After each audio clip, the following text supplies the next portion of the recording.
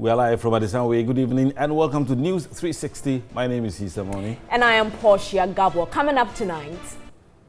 News 360 Headlines is brought to you by President Akufo-Addo's comments on homosexuality ruffles feathers. Tonight, we speak to the General Secretary of the Christian Council, who says Ghana's cultural and family life cannot sustain same-sex.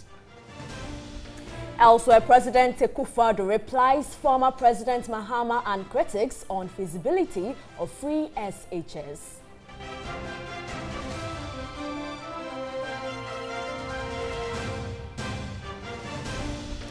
And then on mission tonight, bad conditions in Holomuni Health Center in the Upper West region, forcing patients to resort to other means.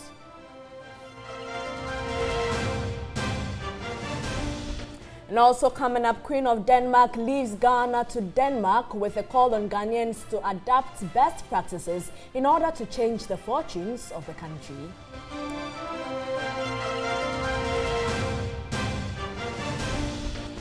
In international news, priest who helped negotiate resignation of former President Robert Mugabe says he will continue to play a role in the country's politics.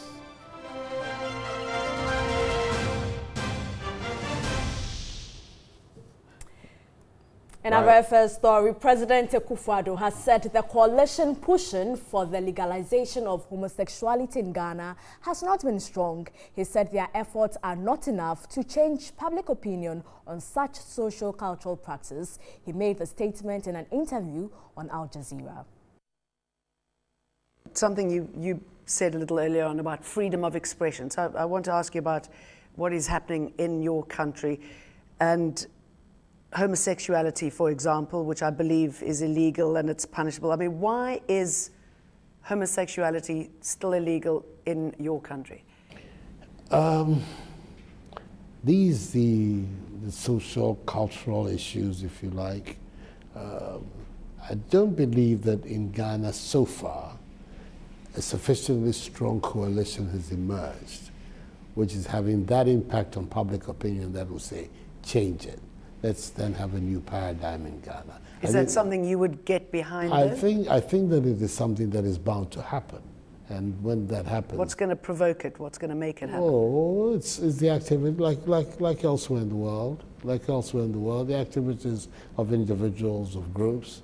I grew up in England. I went to school as a young boy in England, and I grew up at a time in England when homosexuality was banned there. It was illegal. And I lived the period when British politicians thought it was anathema even to think about changing the law, and then suddenly the activities of individuals, of groups, a certain awareness, a certain development grew and grew and grew stronger, and it forced a change in law. I believe that those are the same processes that will bring about changes in our situation. At the moment, I don't see that in Ghana there is that strong current of opinion that is saying this is something that we need to even deal with.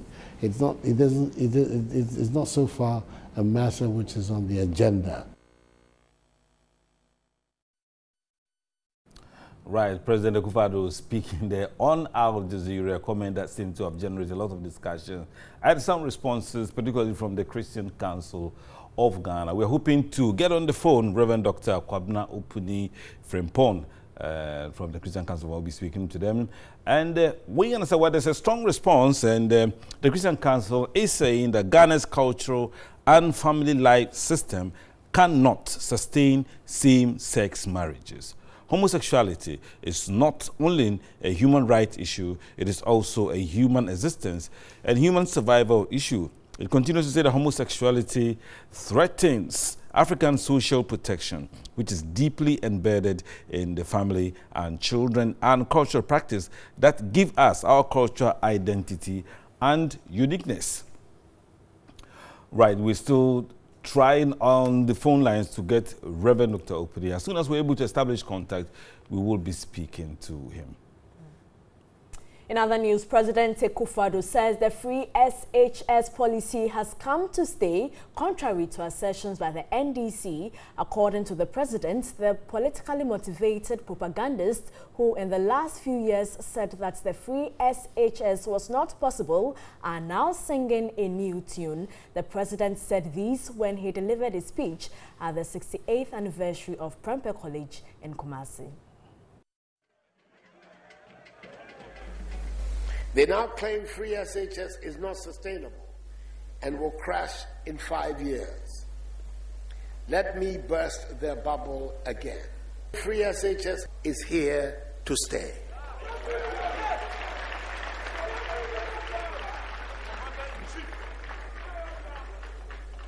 Because leadership is about choices, and I have no doubt that the overwhelming majority of Ghanaians support the choice that I have made. They recognize the importance of the investment we are making in the youth and in the future of our country. The investment will be sustained. I continue to be puzzled as to the vehemence with which so-called social democrats oppose or attempt to undermine measures designed to address poverty. Their demagoguery and opportunism will always be exposed. Yes, there are teething problems and challenges confronting the policy, as there would be with any new bold initiative. However, I'm inspired by the famous Chinese adage which says, a journey of 1,000 miles begins with the first step. We have taken that first step in Ghana, and we shall deal with the challenges.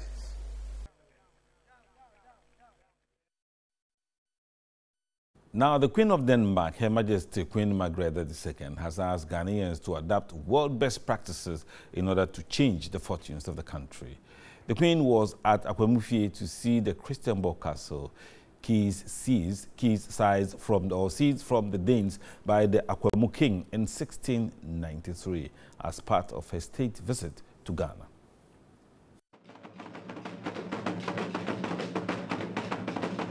The Danish rule in Gold Coast was challenged and deposed by a powerful trader and chief of Akwemu and his men, led by Asumani in 1693. Asumani had previously infiltrated the Danish household by working as a cook. The Akwemus retained control of the fort for almost a year and resold it to the Danes for a substantial sum of 50 marks of gold in 1694. However, Asumani and his people did not return the keys of the castle. The castle keys have since been a part of the sole property of Akwemu, becoming a bond between the Akwemus and the Danes. It was therefore no surprise that during her state visit to Ghana, Her Majesty Queen Margrethe II found time to visit Akwemu and see at first hand the bond between her country and the Akwemus. Paramount Chief of Akwemu State, Odeneho Kwafa Akoto III, was delighted at the visit, hoping it will strengthen the bond. Today, you're going to have the opportunity to look at some of the beautiful things that exist between the two nations. That is Ghana and Denmark. And for that matter, Akwemu representing Ghana now with those artifacts. And today is going to be history. Fascinating story about the connections between Denmark and this part of Ghana in a long time ago, but I'm touched to know that you still cherish the memory of those times and that you keep up the story. And that is something I shall take back with me to Denmark as a particular memory of this visit to Ghana. Her Majesty Queen Margrethe II later unveiled a plaque at the palace to symbolize her visit. Meanwhile, Queen Margrethe II is optimistic. Her visit to Ghana has boosted trade and cultural ties between the two countries. Rounding off her state visit to Ghana, she said memories in Ghana will remain with her forever. The overall aim of the state's visit to Ghana by the Queen of Denmark was to establish, strengthen and promote links between the two countries, including social, commercial and cultural ties. Queen Margrethe II said Ghana's relationship with Denmark has further been strengthened by her visits. The relationship between our two countries, which have been very good for a long time, I think they are going to take a step forward after this, because representatives from 39 Danish firms were also here and are also very interested to get involved in Ghana. Some of them have been here for some time. Others are now trying to find possibilities to work in and with Ghana. And I think that is very important. Denmark will by 2020 phase out aid to Ghana and begin a relationship based on trade and investment, focusing on the maritime, infrastructure and railways, food and agriculture and sustainability sectors of the Ghanaian economy. With the president when he underlines that the changes that are going to happen here in Ghana is first of all to make the business environment secure and progressive and attractive to investors all around the world. I think that is a good focus, and the focus of educating the next generation. These two things combined will certainly make it very attractive to do business in Ghana. There's going to be a stronger commercial, political and social relationship between Ghana and Denmark. What's exciting is actually what's going to come after the visit, because this is sort of, just here we are, we want to trade with you, we want to change our relation to something more equal. When the Queen is ahead of a trip like this, it gives automatically a lot of attention, and it gives a lot of, of us to write about it. So in that sense, a lot of people is going to hear about Ghana who wouldn't hear about it elsewhere. Queen Margrethe II spoke on the shared past between Ghana and Denmark in terms of the slave trade. It's a remote history in many ways, but also very an important story, which seen from our point of view of today is unbelievable. But I think it's very important not to judge the past by our present standards, but to be very pleased that the standards of today are not those of the past. Very interesting story there. And let's go back to another interesting story that we were planning to conduct an interview on. We're hoping to speak to Reverend Dr. Kwabena Upiri Frimpong, Christian Council of Ghana. We didn't get him, but now we have him on the phone lines and we're going to speak to him. And you can see the response from Nanado's interview on Al Jazeera on our screens right now from the Christian Council of Ghana, and it says Ghana's culture and family life system cannot sustain same-sex marriages. He continues to say homosexuality is not only a human rights issue, it is also a human existence and human survival issue. Homosexuality threatens African social protection, according to the Christian Council of Ghana, which is deeply embedded in the family and children and cultural practice that give us our cultural identity and uniqueness. Well, Reverend Upuni, good evening, and thank you for agreeing to speak to us on this very interesting matter. Good evening, my brother. Let me say good evening to your team and your cherished viewers. Right. So, Reverend, what is of serious concern to you about the President's comment on homosexuality? Yeah, thank you for the opportunity. Now, you may want to break the interview into three parts. The first part, the President was very emphatic that the issues that are of concern to us at the moment are among them is not homosexuality, maybe issues about quality education, health, employment, but not homosexuality. Now, he was straightforward on that. Then again, he said our cultural, social institutions and concerns frown upon homosexuality. But the third part, that he said that when he was a student in UK some years ago, nobody assumed that one day the laws of UK will be changed to accommodate same-sex marriages, but with social pressure and all that, it has happened. And that gave impression that it is possible also in our part of the world if we come under pressure. So if I heard him right, he used a word that is bound to come. Now, that is what creates some a level of worry, because this is not the first time that this issue had come into public discourse.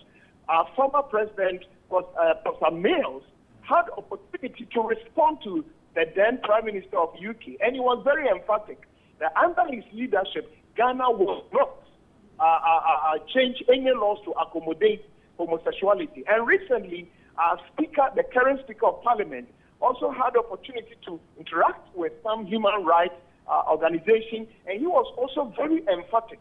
And therefore, as a country, we must be very consistent on that issue. That said, no, if we start opening a window that pressure can let us change, then it's very worrying.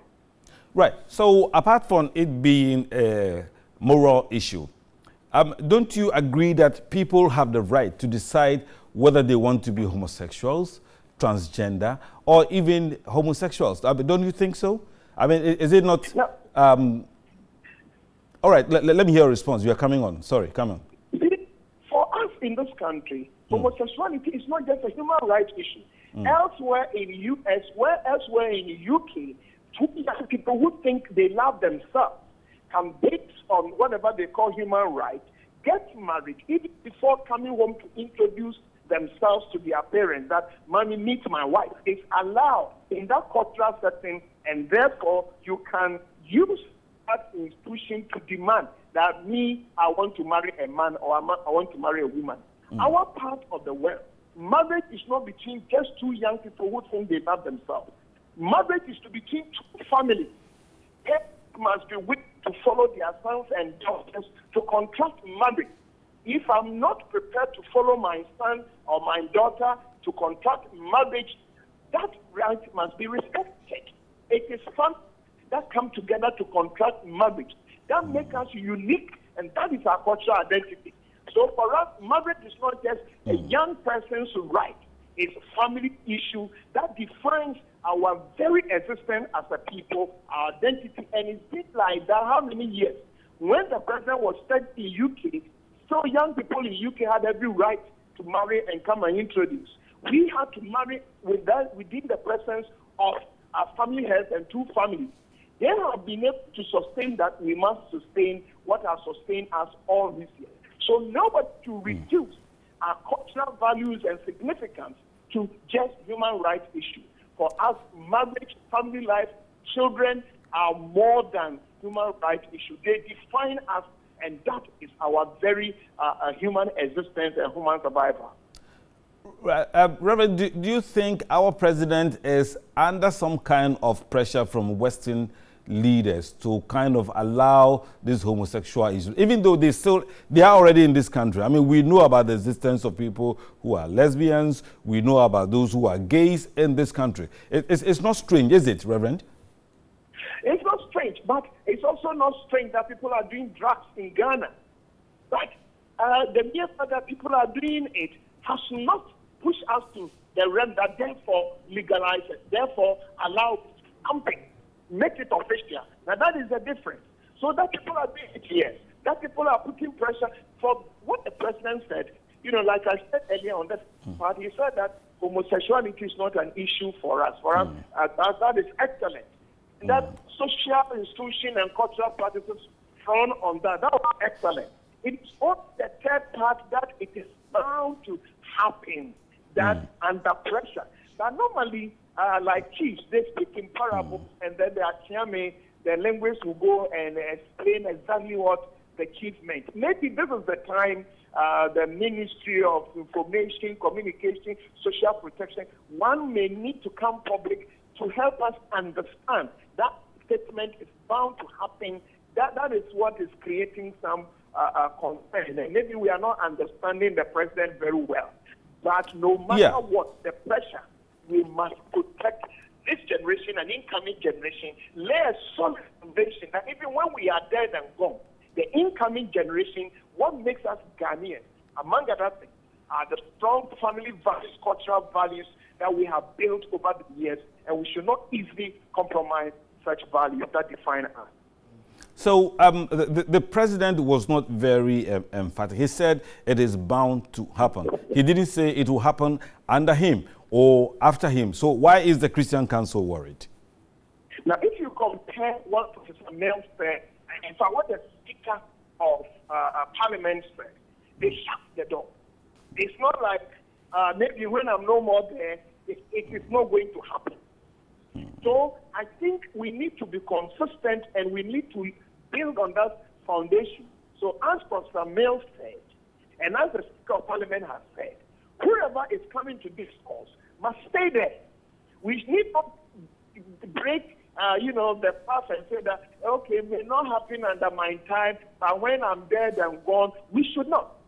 We must build the next generation of ideas on solid ground. And we need leadership. It's our leaders who must talk to us like that, that even when I'm dead, I don't expect Ghana to go that way. That is what we want to hear from our leaders. Right. Reverend Dr. Kwabena Opudi-Frimpong from the Christian Council of Ghana, we are grateful for your contribution. In more news tonight, the Child Protection Social Drive campaign has been launched in Accra with a call on all Ghanaians to support in ending all forms of abuse against children. The campaign is a collaboration between the Ministries of Gender, Education, local government and other partners. According to UNICEF, millions of children worldwide experience the worst kinds of rights violations. Millions more children, not yet victims, are inadequately protected. Most children in Ghana are not an exception, as they are abused, neglected, exploited, among others. Though several efforts have been made to ensure the protection of the Ghanaian child, enforcement has rather been on the low side. This has called for more effective and comprehensive way of ensuring the protection of the children in Ghana. The Child Protection Social Drive in Ghana is one that the Gender Ministry and its partners are assembling Ghanaians to demonstrate their commitment to stopping all abuses against children. The Minister of Gender, Children and Social Protection, Otiko Afisa-Jagber, expressed worry about the current challenges of a Ghanaian child. She indicated Ghana 60 years on must see a total shift from child abuse. You cannot steal the soul of a child by abusing that child. You don't have the right to abuse any child. You're stealing their destiny away from them. We have to rise up to the occasion and unite as Ghanaians against child abuse. We cannot continue to pay lip service because of the enormous distraction and the fact that it takes away from the person who will be tomorrow's leader. Launching the campaign, wife of the Vice President Samira Bawumia noted there was no explanation to child abuse and called on all stakeholders to make issues that affect children their priority. Care for its children is no nation at all. As a country who have attained middle income status and wanting to do even more for its people, the practices that undermine the survival, development and protection of our children should be addressed with all the seriousness it deserves. While condemning the violations against children, I would like to reaffirm the government's unflinching commitment to supporting efforts at reducing all forms of child abuse cases in this country. Local Government Minister Haji Alima Mahama noted with dismay the abuses children in Ghana go through and expressed delight about the campaign. Deputy Education Minister in charge of basic schools expressed her ministry's support for the campaign. In her statement, country representative of UNICEF, Rishan Mutaza, regretted the increasing statistics of child abuse in the country and expressed UNICEF's excitement towards this drive. I'm sure you will agree that we cannot keep silent anymore. The time has come for us to face the reality. In Ghana, more than 90% of children have experienced some form of physical violence. Together, let's find a way to bring an end to child abuse. Other partners also spoke to support the campaign against child abuse. Now, the Youth Employment Agency has secured 144 million cedis to recruit 15,000 youth into the youth afforestation program. The 15,000 youth are expected to begin work in January next year, receiving a monthly allowance of 400 cedis for a period of 2 years. The Youth Afforestation Program is under the supervision of the Forestry Commission.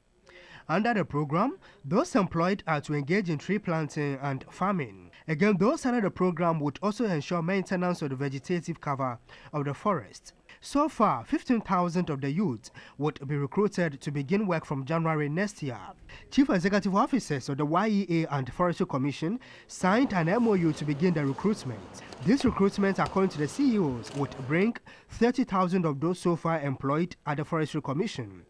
Chief Executive Officer of the Forestry Commission, Kojo Wusu-Afriyie, said additional 30 million has been earmarked for more recruitments. We are talking about 144 million Ghana cedis earmarked for this project, in addition to the over 60 million that the Forestry Commission is going to get. So we thank the government, and we believe that the youth would have to go forever and ever and ensure that we have a government that thinks about them. Chief Executive Officer for the YEA, Justin Kodia, was emphatic this recruitment would address the unemployment challenges. All those who will get the opportunity to have a role in this youth and afforestation program must take it seriously. And certainly, I believe that once you do your work well, there will be several opportunities in the Forestry Commission whereby people can get permanent jobs also. So far, YEA has signed 4 different MOUs with various public sector agencies, including the Ministry of Youth and Sports. Commercial and small-scale farmers have called for new, efficient policies and a review of existing ones on agriculture to encourage heavy investment in the sector. The farmers say their demands are in line with cutting down on food imports, especially rice. Eva Atibuka has more. Ghana in the 1970s was a lead exporter of rice. That is a time there was a lot of food, a lot of bumper harvest, rice in particular. For the first time, Ghana exported rice. The rice mill in Tamale said they didn't need any more rice. Lest they will exceed capacity and there will be a problem. So they didn't accept more rice. Somebody came out with an innovative idea of using rice to prepare local pito they call tiger pito. There's land and there is water. What we need is to mobilize ourselves and to challenge ourselves that we can do it. If others have done it elsewhere and turned deserts to green parks, I mean, we can turn the whole Savannah zone into a food basket. Farmers want Ghana to revive its past glory by formulating concrete policies on rice production. We just need a government to come out with a rice policy. To cultivate a metric ton of rice is almost about $500 to $600 per ton. So you see that the local cannot compete. If you're a commercial farmer and you don't have a combine harvester, forget it. If you're a commercial farmer, you don't have a planter, forget it. Because if you do the rice and then it is matured for you to harvest, I can assure you, without a combine harvester, fire will come and clear it. The Afram Plains is benefiting from a 20-hectare commercial agriculture development under the pilot program, which takes off in June next year. Eric Osewusu, the Member of Parliament for the area and also doubles as a member of the Agriculture Committee, wants a review of importation policies of some agri-products. We are importing over $500 million worth of rice. That is not the best. Meanwhile, we have a lot of rice fields in Ghana. Meanwhile, we have people who are ready to work hard and then put rice on our table to eat. But if we keep importing rice, how are they going to be able to succeed? The protection policies are things that we need to look into it. Yofi Grant is the CEO of the Ghana Investment Promotion Center. We have the capacity of being a major agricultural net exporter, but it hasn't happened. We need to bring all the actors to one table. Economists, development experts and Chief Executive Officer of SADA, Dr. Charles Abugri, said a perfect sustained economic development model is multi-sectorial.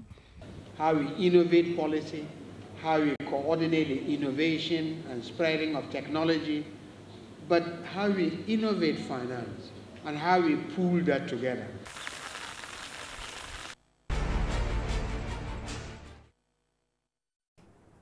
Hello again, it's now time for Mission, and this program is sponsored by Star Ghana with support from UK Aid, Danida and the European Union. In our very first story, many would have gone to the Holomuni Health Center in the Upper West region to access healthcare, but the poor condition of the facility is causing patients to resort to other means. Health officials say support to put the facility in good shape is not forthcoming.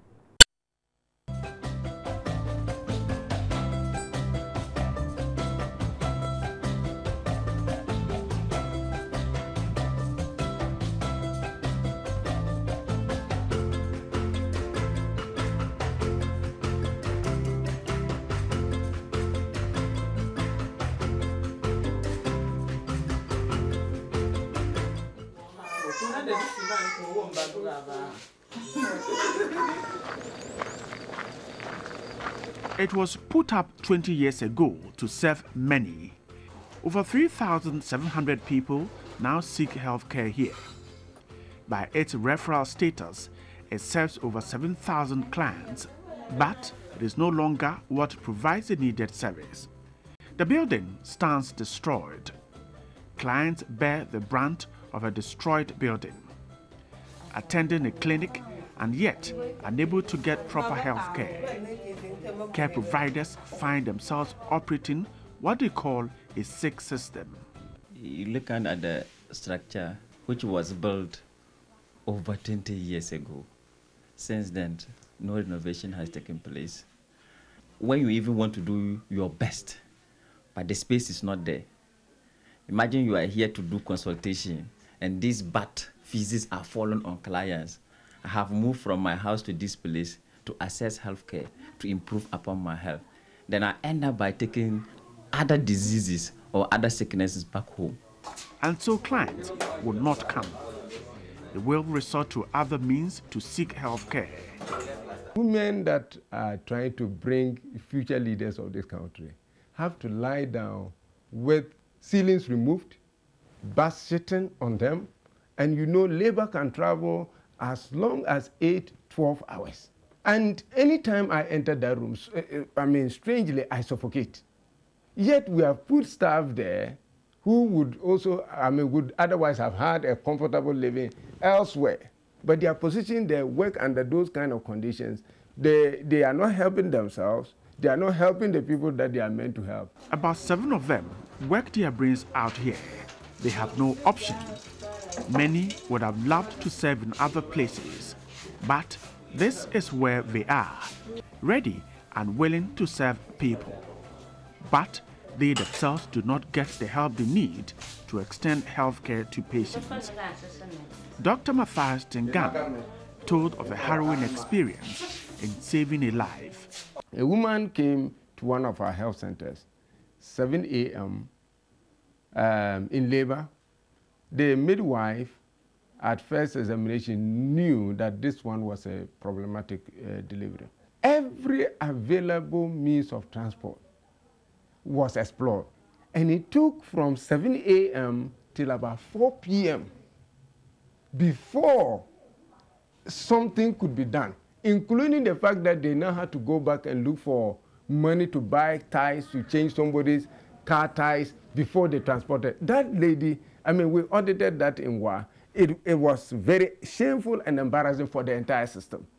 Communities are ready to help, but resources are meager.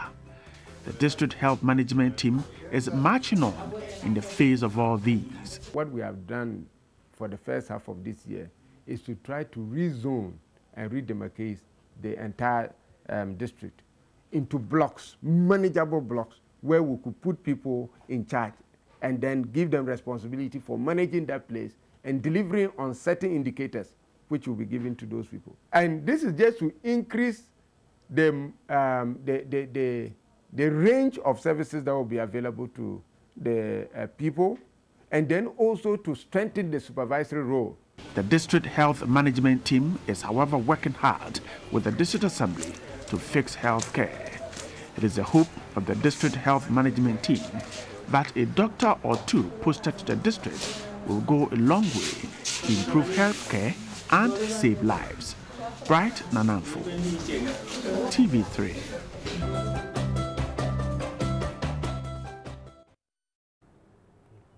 Let's now go to the northern region and focus on education. Inadequate furniture, poor infrastructure and huge teacher deficits are challenges affecting academic performance of most basic and junior high schools in the Pandai district.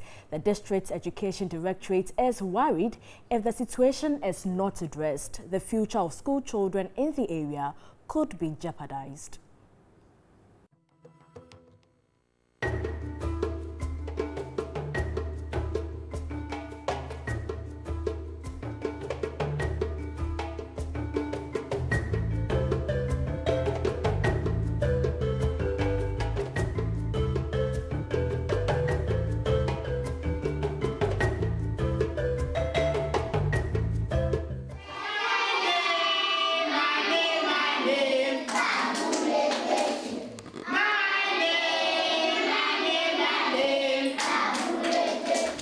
Pandai, carved out of East Gonja, is one of the deprived districts in the northern region in terms of education.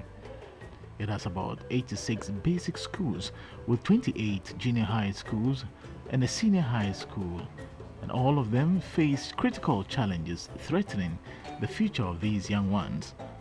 Don Theobald School Complex, located in Pandai, is one of the top schools in the district, yet conditions here speak volumes.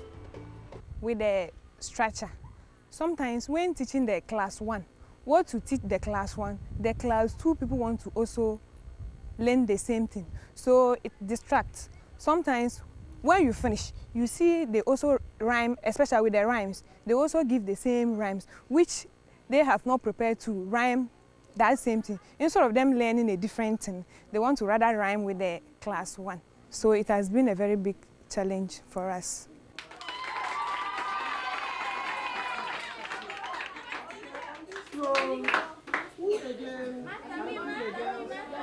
The Class 5B study in this makeshift structure provided by a philanthropist who stays in the compound with the family.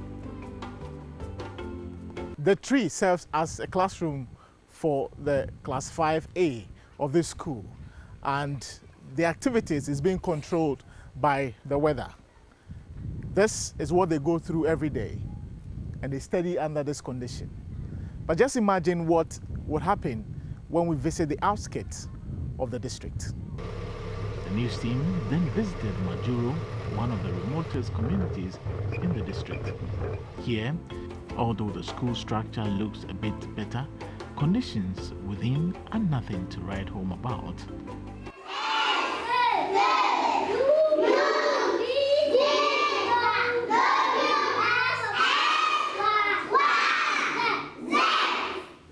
Five-year-old Selena could no longer endure the pain of bad sitting posture on the floor. The situation is no different at the KJ, as little Amina could no longer concentrate due to exhaustion and hunger. Worried headmaster Michael Lamoja said several attempts made to address their situation have not yielded results. When they are in their home, they lie down to sleep. So when they lie on the floor, they equally sometimes feel that they are in the home and they easily get asleep. And the handwriting, even looking at the upper primary, are very terrible because at the beginning they were not taught how to letter. The lettering, the positioning of they sitting or lying to write isn't correct. So with the help of the furniture, or when furniture is supplied to us, it will help the children. Sixtus Adiko is the Pandai District Education Director.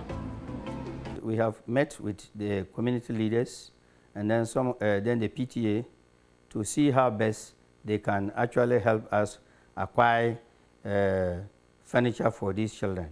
And some of the efforts we have made, that we have encouraged with the payment of capitation, we have encouraged some of the teachers or most teachers to capture furniture so that they can use it to construct some furniture for some of these children to sit. But this is not enough to get all the children sufficient furniture to sit on.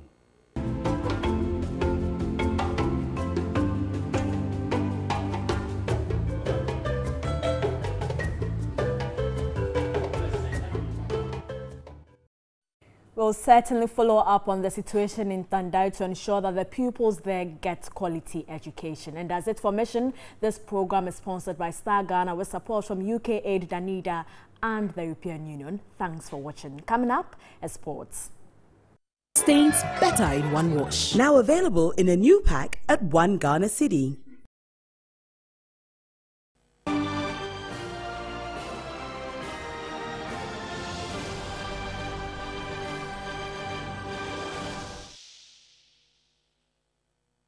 International news: a surprise twist in Zimbabwe forced Comrade Robert Mugabe to resign as president. The world was made to believe during the period that the ousted independent fighter was the first president of Zimbabwe. As Zimbabweans celebrate the swearing in of Mnangagwa, Peter Kwao Adato went searching and reports Comrade Mugabe was really the second and not the first president of Zimbabwe.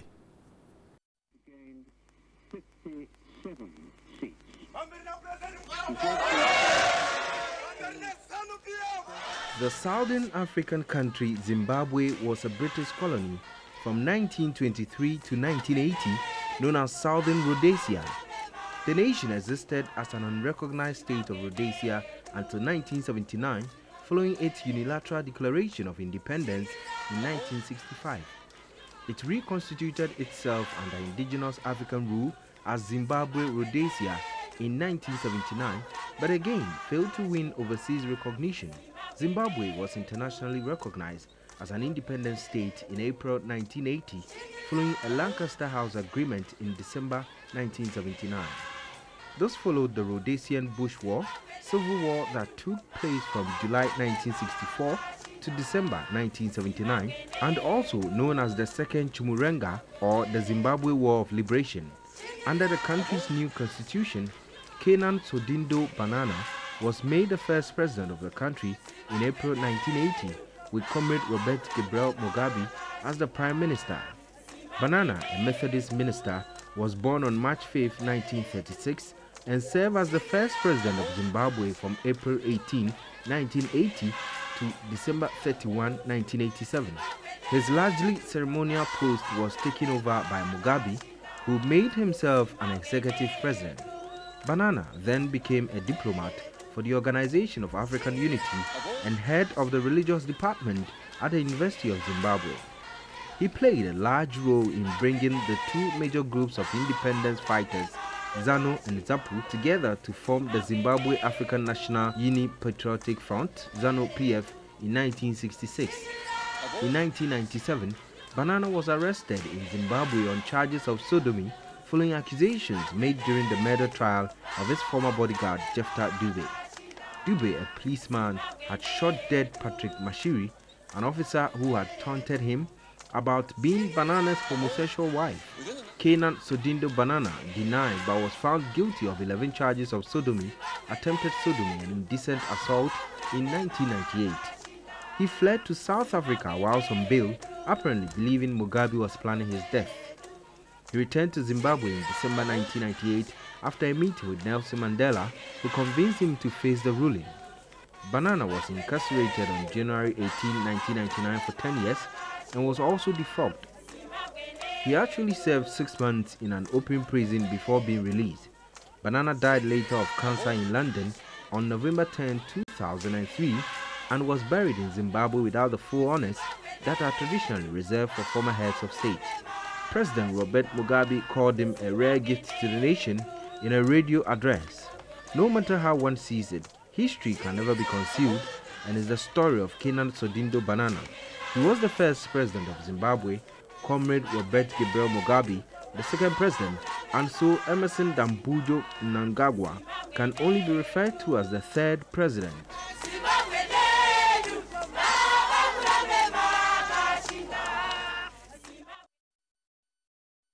In other international news, the priest who helped negotiate the resignation of former Zimbabwean President Robert Mugabe says he will continue to play a role in the country's politics. We have entertainment news. Entertainment news is brought to you by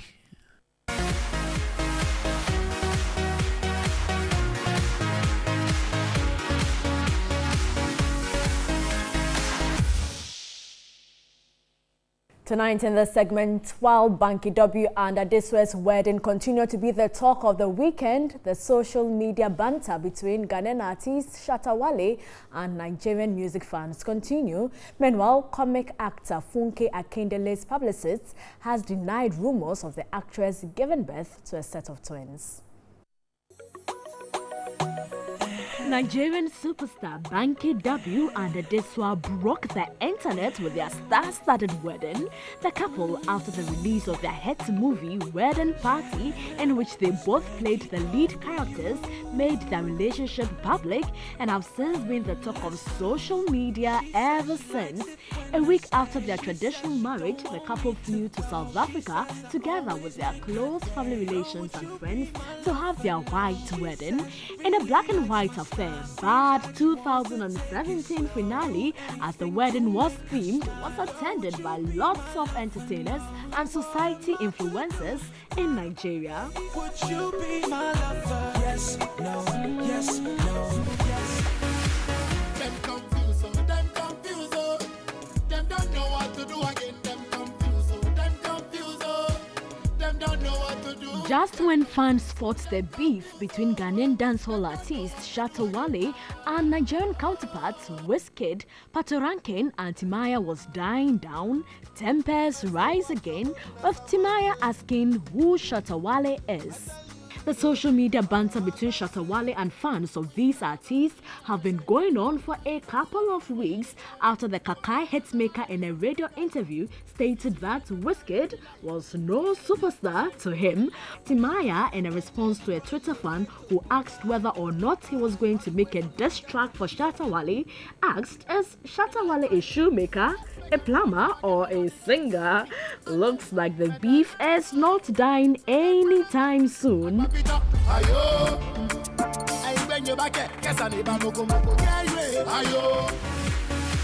Doing all those important people. Yes, the president in Women Matter.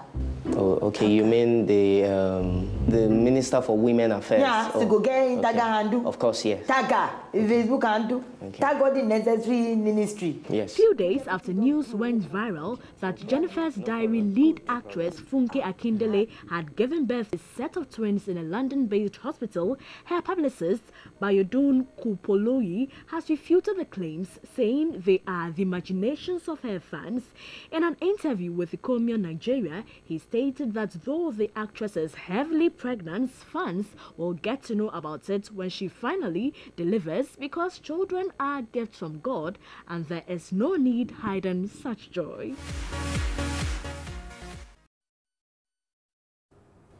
Right, and then those spicy and juicy stories add CS a little to our life, make them more enjoyable. Thanks for watching News 360.